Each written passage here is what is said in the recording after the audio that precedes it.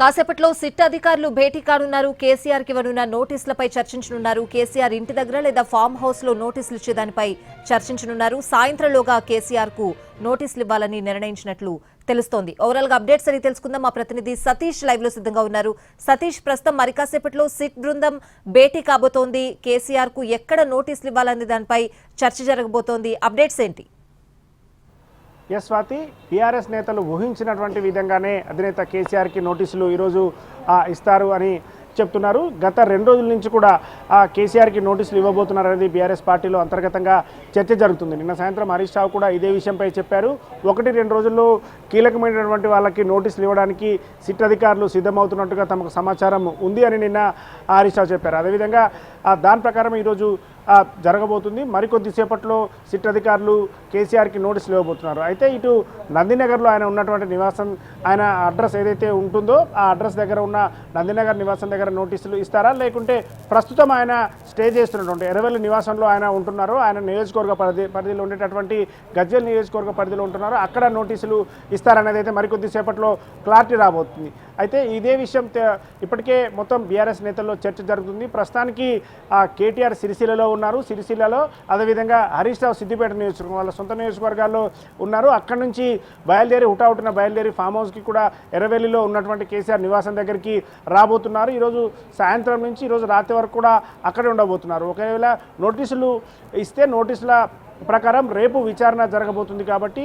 విచారణలో ఏం చెప్పాలి, వీళ్ళకి సంబంధించి ఎలాంటి ప్రశ్నలు సిట్ అధికారులు అడిగారు, ఆ పూర్తి వివరాలన్నీ కూడా కేసీఆర్తో షేర్ చేసుకుంటున్నారు, కేసీఆర్తో డిస్కషన్ చేయబోతున్నారు. ఇప్పటికే అంటే బీఆర్ఎస్కి సంబంధించినటువంటి కీలక నేతలుగా ఉన్నటువంటి వీళ్ళని హరీష్ రావుని అదేవిధంగా కేటీఆర్తో పాటు తర్వాత మననే సంతోష్ రావును కూడా విచారించినటువంటి నేపథ్యంలో కేసీఆర్కి ఎలాంటి ప్రశ్నలు వేస్తారు, కేసీఆర్ దగ్గర ఉన్నటువంటి ఎలాంటి సమాధానం చెప్పాలని కూడా చర్చించబోతున్నారు పార్టీ నేతలందరూ కూడా. అయితే ఇదే విషయంపై బీఆర్ఎస్కి ఇప్పటివరకు ఇంకా బహిరంగంగా ఎవరు కూడా మాట్లాడడం లేదు. నోటీసులు ఇచ్చిన తర్వాత మాట్లాడతామని బీఆర్ఎస్ నేతలు చెప్తున్నారు.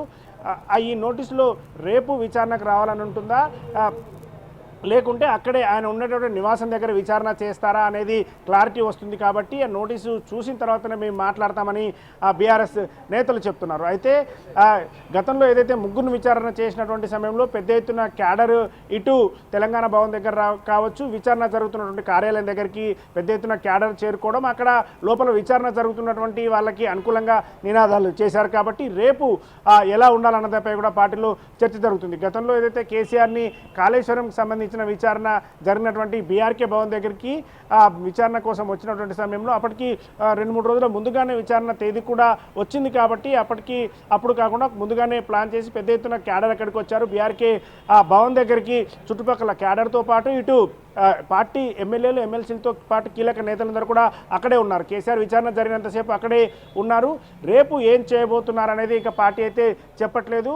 నోటీసులు అందిన తర్వాత నోటీసులో ఉన్నటువంటి దాని ప్రకారం ఇటు ఆయన ప్రస్తుతం నివాసం ఉంటున్నటువంటి ఎర్రవెల్లి ఫామ్ హౌస్ దగ్గర నోటీసులు ఇచ్చి అక్కడే దానికి సంబంధించినటువంటి విచారణ కూడా జరిగితే అక్కడికి వెళ్ళాలా, లేకుంటే తెలంగాణ భవన్ దగ్గర ఉండాలా అనేది చర్చ జరుగుతుంది. అయితే మున్సిపల్ ఎన్నికలకు సంబంధించి ఇప్పుడు పెద్ద ఎత్తున ప్రచారం నిర్వహిస్తూ ఉన్నారు.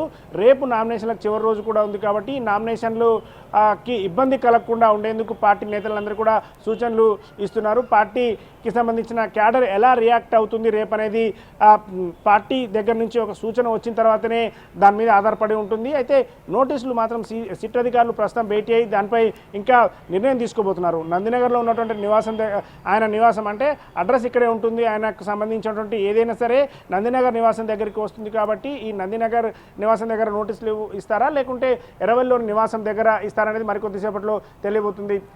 సతీష్, ప్రజెంట్ మీరు తెలంగాణ భవన్ దగ్గర ఉన్నారు. అక్కడ కీలక నేతలు ఎవరైనా అక్కడికి వచ్చి ఉన్నారా? నోటీసులు ఇచ్చిన తర్వాత ప్రెస్ మీట్ ఏదైనా పెట్టే అవకాశం కనిపిస్తుందా? అసలు ఎవరైనా దీని మీద మాట్లాడుతున్నారా అక్కడ?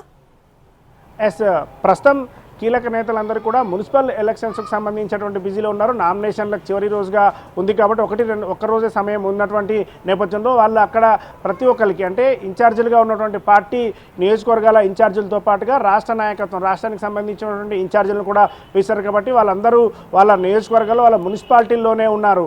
నోటీసు వచ్చిన తర్వాత ఇక్కడికి చేరుకునే అవకాశం ఉంది. దాని తర్వాతనే స్పందించేటటువంటి అవకాశం ఉంది. మాజీ మంత్రులు కావచ్చు, ఎమ్మెల్యేలు అందరూ కూడా వాళ్ళ నియోజకవర్గ పరిధిలో ఉన్నటువంటి మున్సిపల్ ఎలక్షన్స్ బిజీలో ఉన్నారు. వాళ్ళని ఎవరైతే అభ్యర్థుల్ని ఖరారు చేయాల్సినటువంటి ఈ టైంలో ఈ విధంగా తమని ఇబ్బంది పెడుతున్నారని చెప్పి బీఆర్ఎస్ చెప్తూ ఉంది.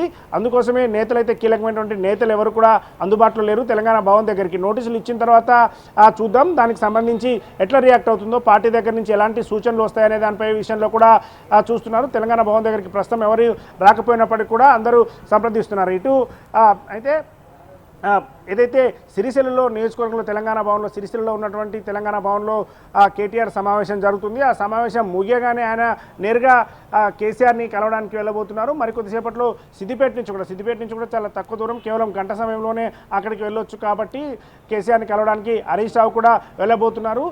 కేసీఆర్తో భేటీ అయిన తర్వాత కేటీఆర్, అదేవిధంగా హరీష్ రావు కేసీఆర్తో భేటీ అయిన తర్వాత సూచనలు చేయబోతున్నారు. పార్టీకి సంబంధించి ఒక ప్రకటన కూడా రాబోతుంది. పార్టీ శ్రేణులు ఏ విధంగా స్పందించాలి, దానిపై ఎలా నిర్ణయం తీసుకుంటుంది అనేది అయితే వెయిట్ చేస్తున్నారు. ప్రస్తుతానికైతే తెలంగాణ భవన్ దగ్గర దీనికి సంబంధించి ఎవరు కూడా మాట్లాడట్లేదు. అఫీషియల్గా వచ్చిన తర్వాతనే దీనిపై స్పందించేందుకు బీఆర్ఎస్ కూడా ఎదురు చూస్తుంది. Swathi. Right Satish, thanks for the updates.